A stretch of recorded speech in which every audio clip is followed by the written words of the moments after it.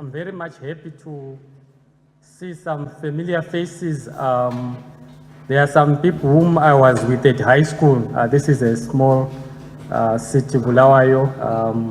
There are some former students of mine, and there are some students and also some colleagues. I'm very much privileged to be here.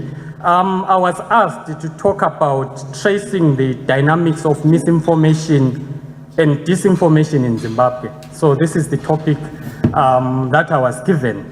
I will try not to be too, sometimes the challenge of being a lecturer, you end up theorizing a lot, even when it's not necessary. So I will try to be as simple as possible as we talk about this issue.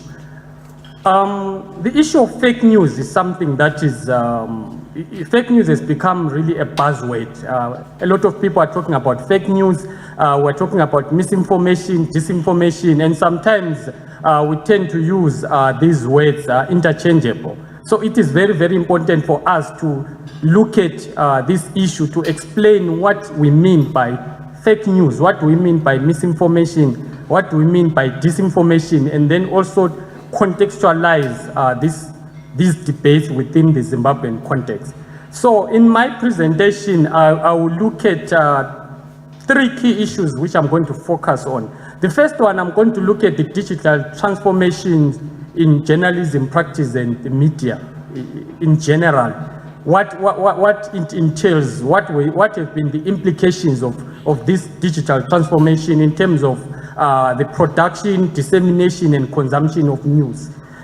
It's very, very important for us to understand that in order for us to understand the issue of fake news, the stage of fake news, we need to have an appreciation of how it is intertwined with the advent, with the proliferation of social media networks. And then secondly, I'm going to try to unpack these complex terms, fake news, misinformation, disinformation. What we mean by fake news, what we mean by misinformation, what we mean by disinformation, what is the difference between misinformation and disinformation. I think it's very, very important for us to understand what these terms mean. And then lastly, I'm going to look at this issue of misinformation, disinformation within the Zimbabwean context, which is actually what I'm supposed to look at as I trace the dynamics and complexities of misinformation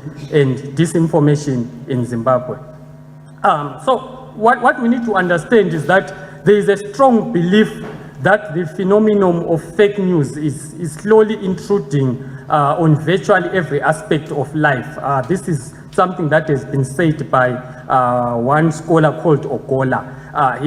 They argue that the idea of fake news has gained a lot of scholarly attention, but at the same time, this term fake news remains confusing because it can be used by different people for different purposes. We can all accuse each other of peddling fake news.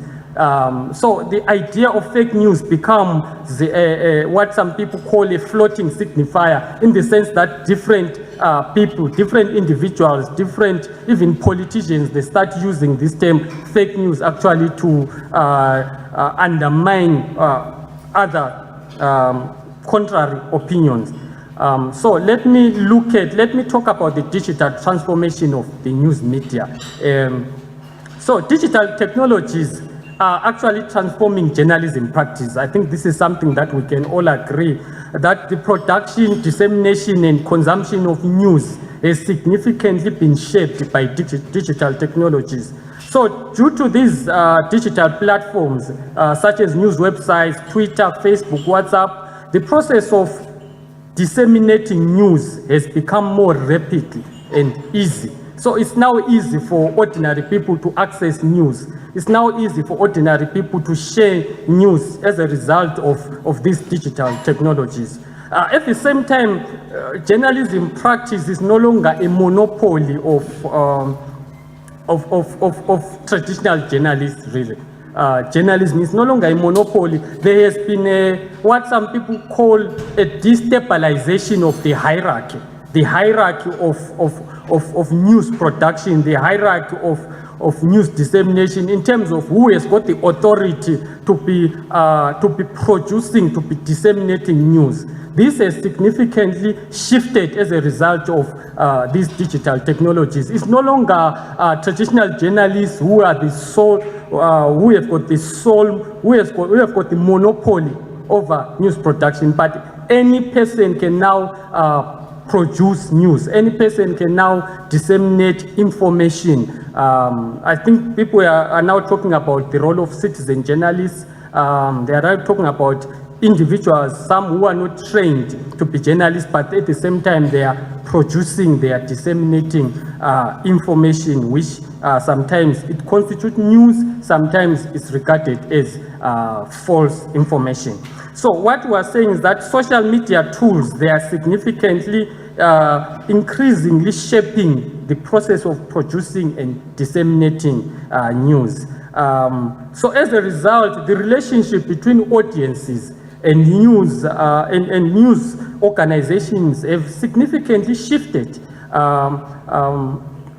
due to these technological transformations, because ordinary citizens, they are now co-producers and distributors of news content. At the same time, these digital technologies, they are actually promoting democracy. There is an argument that digital technologies are promoting democracy. I think we can, we know about all these movements, hashtag movements, whether we're talking about this flag, we're talking about Zim Lives Matter, we're talking about Fees Must Fall, we're talking about Black Lives Matter. All these technologies, actually, they are enabling citizens or ordinary people to actually challenge dominant worldviews, to actually challenge those who are in power.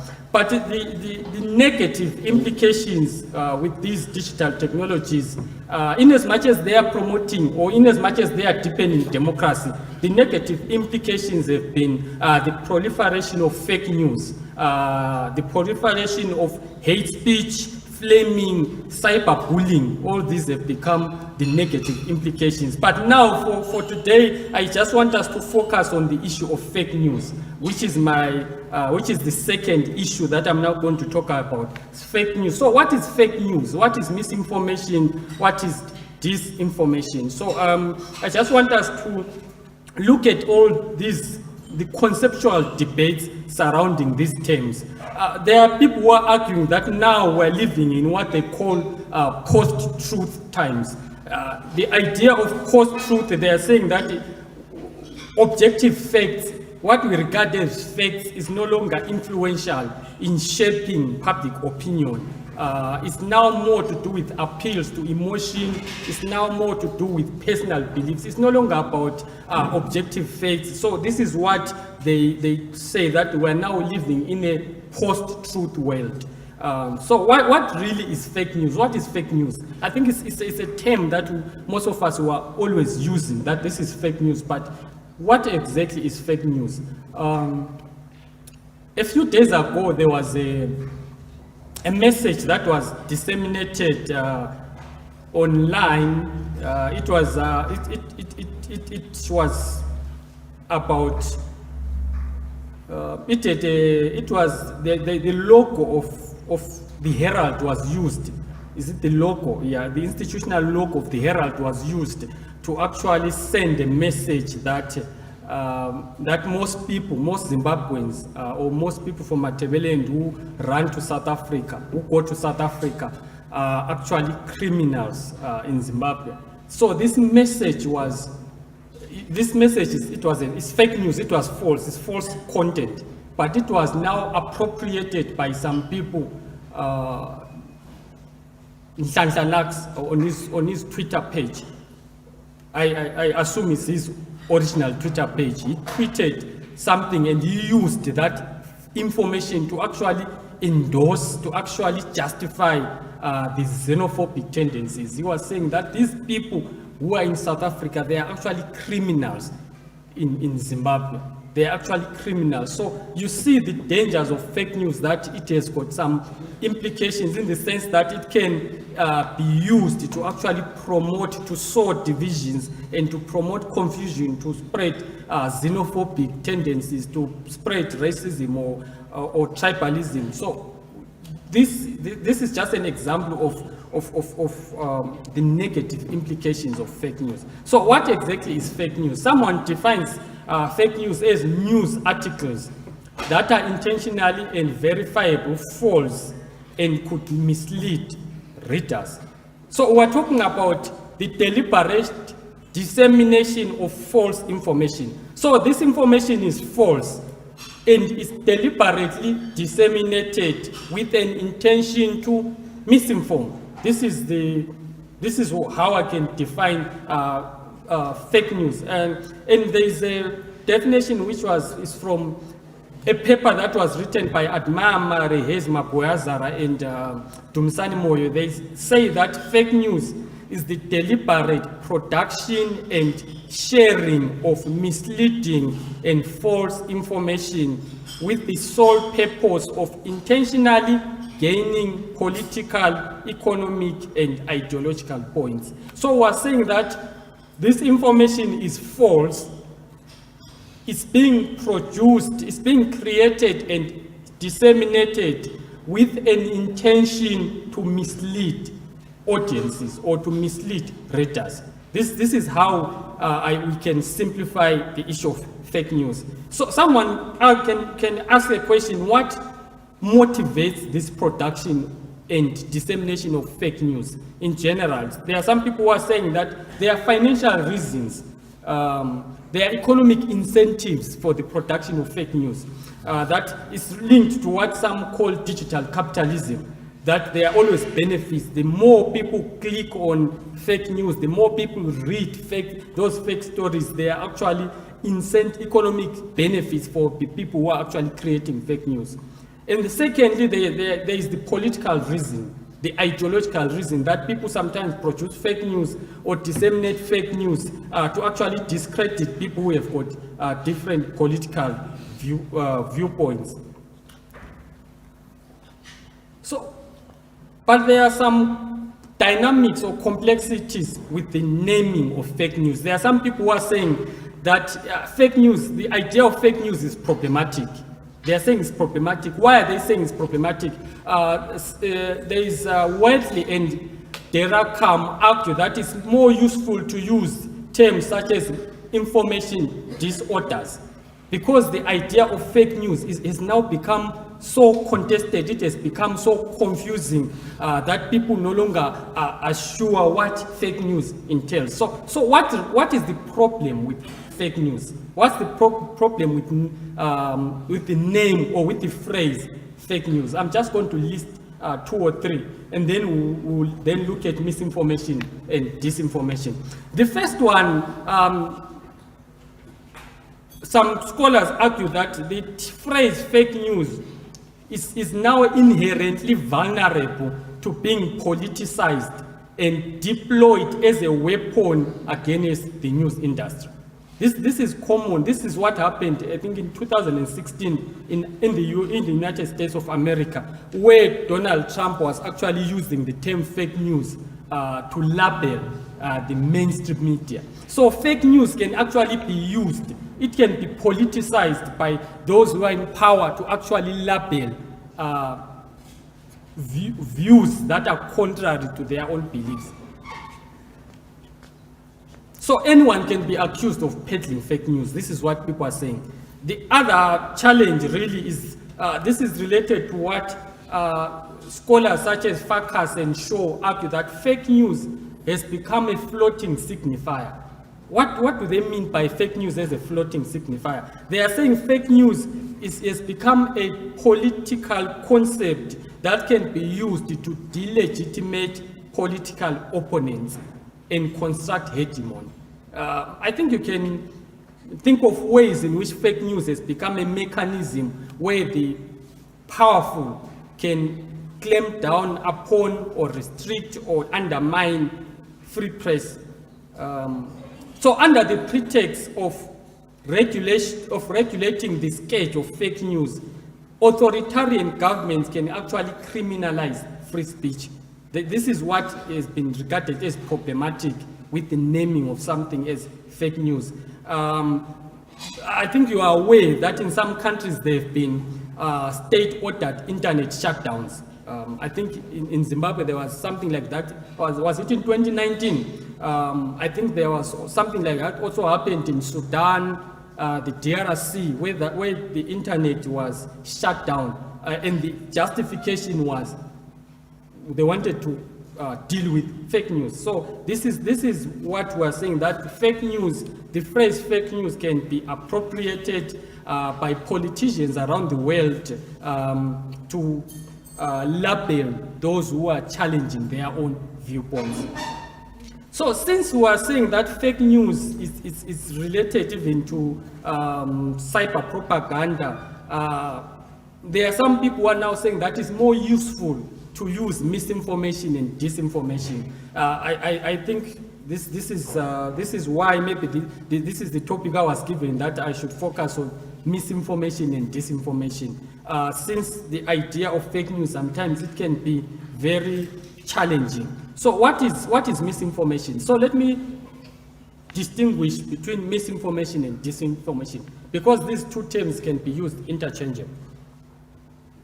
So misinformation is unknowingly circulating or sharing false information. I think most of us are guilty of this one. Misinformation. Social media, you receive something, juicy news, something that you think is very interesting. You don't even verify, you send it to your to groups, whether it's family groups or groups of your friends or colleagues, you just circulate. It's unknowingly circulating and sharing false. You don't know that is false news. You assume that is something that is genuine, right? And then you circulate it, you share it. So this information is shared, but no harm is intended. You don't have ulterior motives. You don't have malicious intentions in circulating this false information. It's false information, but there is no harm intended. And you receive this information, you circulate it. This is what we call misinformation. So the content is believed to be true, and then what is disinformation? So disinformation is deliberately creating and sharing false content. So that's the difference between misinformation and disinformation.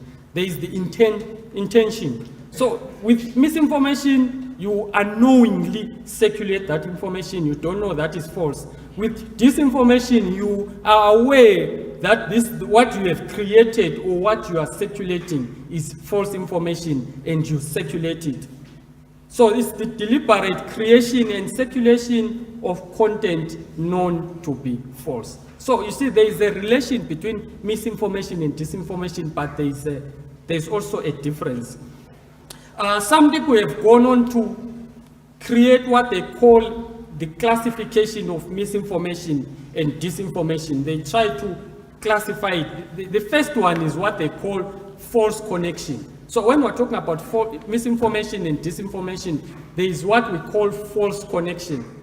So with false connection, look, just think of the headlines or the visuals or the captions that appear in a particular story, but that headline does not support the story, or those visuals do not support the story that is there. I've seen some, even on Facebook, some people have been complaining and actually accusing some news organization that remove my picture in your story.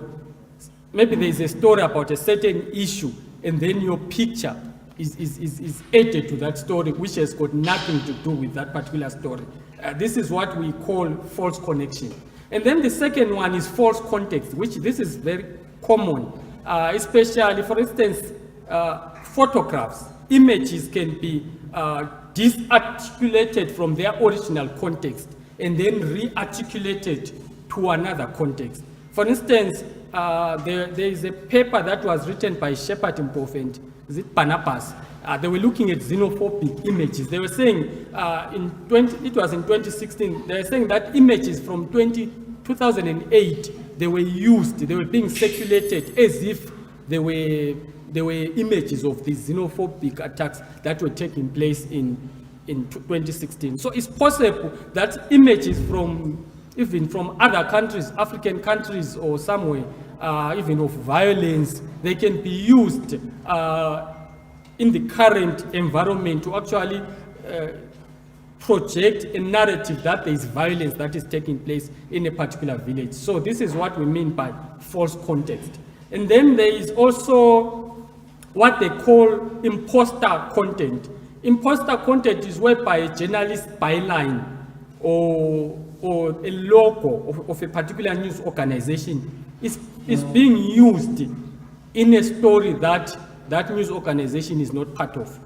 I think the example that I gave earlier on is what is regarded as imposter content. I think we've got journalists here, so just imagine your name is written, appears on a story that you did not write.